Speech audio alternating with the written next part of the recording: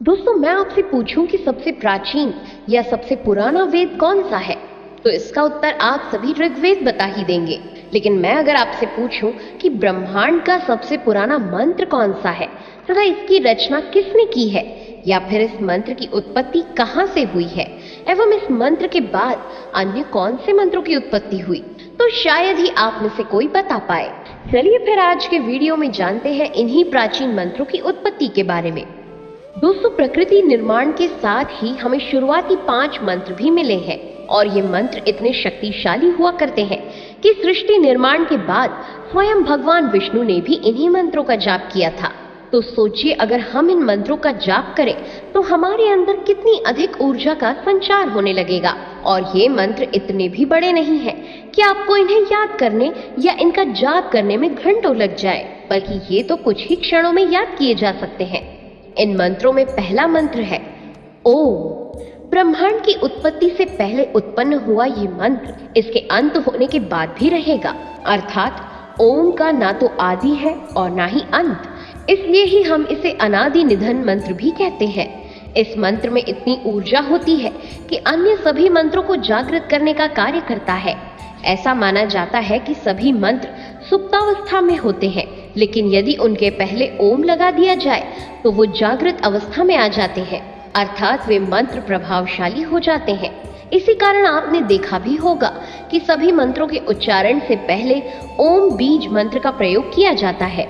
इस मंत्र को आप ऐसे भी समझ सकते हैं, जिस प्रकार एक मुख्य दरवाजे के पीछे अन्य समस्त द्वार होते हैं, उसी प्रकार ओम मंत्रों के लिए एक मुख्य द्वार है जिसके पीछे ब्रह्मांड के सभी मंत्र छिपे हुए होते हैं।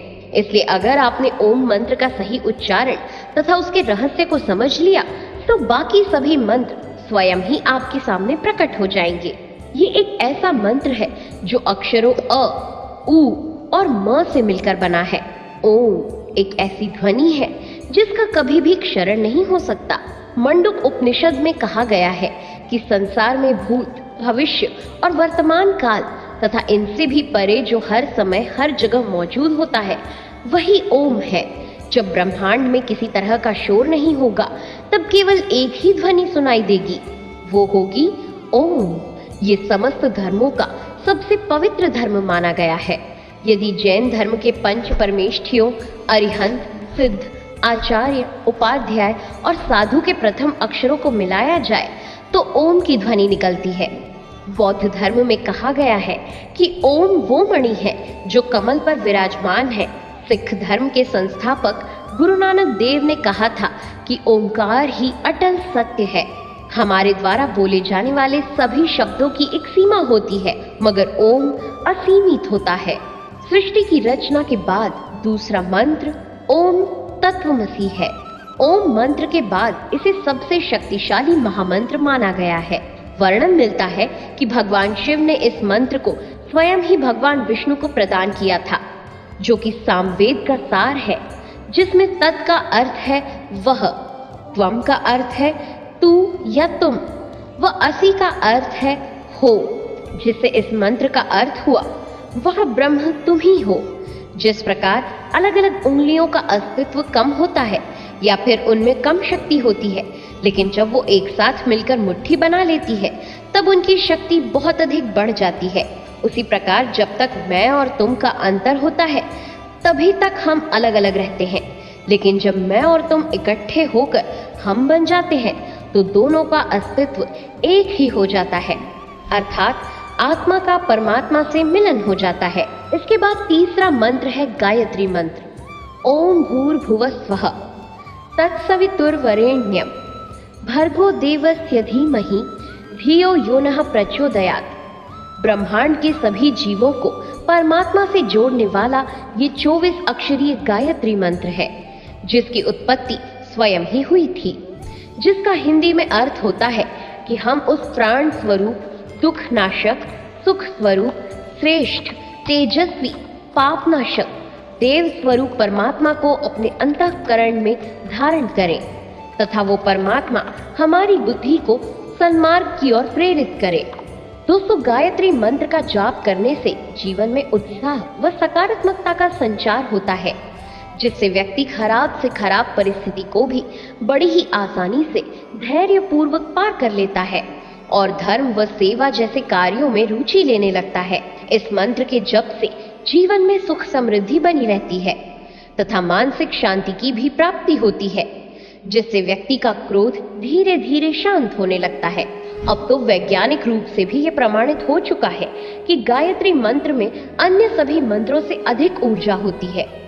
अमेरिकी वैज्ञानिक डॉक्टर हॉवर्ड टेंग्रिल ने दुनिया के लाखों करोड़ों मंत्रों पर रिसर्च की, जिसके बाद उन्होंने बताया था कि इस मंत्र का जाप करने से प्रति सेकंड 1,10,000 साउंड वेव्स उत्पन्न होती हैं, जो कि दुनिया के किसी भी मंत्र से उत्पन्न होने वाली सबसे ज्यादा वेव्स है। अर्थात इसमें इतनी अधिक ऊर्जा होती है कि इसके जाप से आपका मन एकाग्र होने के साथ साथ आपकी सभी मनोकामनाओं को भी पूरा कर सकता है। गायत्री मंत्र के बाद प्रकृति के चौथे मंत्र महामृत्युंजय मंत्र की रचना हुई। ओम त्र्यंबकम यजामहे सुगंधिम पुष्टिवर्धनम उर्वारुकमिव बंधनात् मृत्योर्मुक्ष्य मामृतात्। दोस्तों, इस मंत्र का उल्लेख ऋग्वेद से लेकर यजुर्वेद तक में मिलता है, जिसका हिंदी में अर्थ है कि हम भगवान शिव की पूजा करते हैं, जिनके 3 नेत्र हैं, जो हर श्वास में जीवन शक्ति का संचार करते हैं और पूरे जगत का पालन पोषण भी करते हैं। महामृत्युंजय शिव जी का ही एक स्वरूप है, जिस स्वरूप में भगवान शिव हाथों में अमृत लेकर अपने भक्तों की रक्षा करते हैं। अर्थात ऐसा व्यक्ति जिसने मृत्यु पर भी विजय प्राप्त कर ली हो और उसकी आत्मा संसार चक्र से मुक्त हो गई हो, तो ऐसे व्यक्तियों को ही महामृत्युंजय कहा जाता है। इस मंत्र के नियमित रूप से जाप करने से व्यक्ति को कई लाभ प्राप्त होते हैं तथा अगर आप रोजाना सुबह महामृत्युंजय मंत्र का जाप करते हैं तो आपकी आयु लंबी होने के साथ साथ स्वास्थ्य भी बेहतर होगा। इस मंत्र के प्रभाव से हर तरह का डर खत्म हो जाता है तथा दूसरे बुरे रोग भी शांत हो जाते हैं। इसके बाद आता है 5वां मंत्र ओम नमः शिवाय। ये पंचाक्षर मंत्र 5 मूलभूत तत्वों के एक साथ होने को प्रदर्शित करता है, जिसमें न की ध्वनि पृथ्वी, मह की ध्वनि पानी, शी की ध्वनि अग्नि, वा की ध्वनि प्राणिक तथा य की ध्वनि आकाश का प्रतिनिधित्व करती है। इस मंत्र के जाप से आपके शरीर में ऊर्जा का निर्माण होता है तथा वातावरण भी साफ होता है, जिससे हमें अपने भीतर के 5 तत्वों को नियंत्रित करने में मदद मिलती है। इस मंत्र के माध्यम से हर कोई भगवान शिव तक पहुंच सकता है तथा उनके गुणों को अपने अंदर आत्मसात करने की भी कोशिश कर सकता है। इस मंत्र का जाप किसी भी समय कर सकते हैं, जो कि आपके लिए लाभदायी ही साबित होगा।